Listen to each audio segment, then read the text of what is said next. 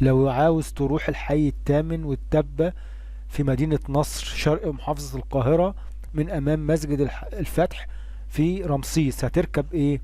في أتوبيس 1097 آخره التبة، ويوجد أتوبيس 1001 69 30 132 1064 بيروحوا التبة، بس هم بيعدوا على التبة لكن آخرهم التجمع الأول، لكن دول بيعدوا على التبة.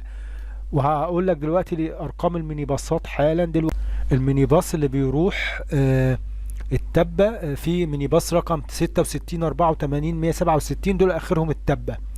وفي يوجد ميني باص رقم 101 220 125 و 302 دول بيعدوا على التبة، بس بيروحوا التجمع الاول، لان التبة دي مدخلها المدخل بتاع التجمع الاول. وفي ميني باصات اتوبيسات كتير بتروح التجمع الاول وبتعدي على التبة، فدول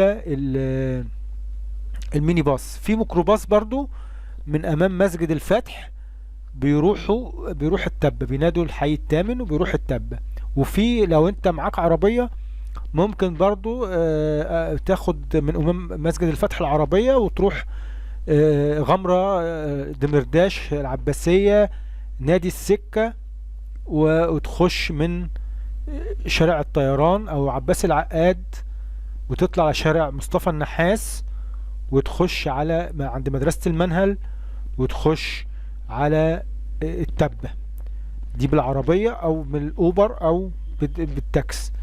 والميني باص والاتوبيس برضو في منهم بيعدوا على نادي رمسيس العباسية نادي السكة جامعة الازهر مصطفى النحاس المنهل، وبيروحوا على التبة. وفي منهم بيطلع من صلاح سالم ويخش برضو بيعدي من عند التبة.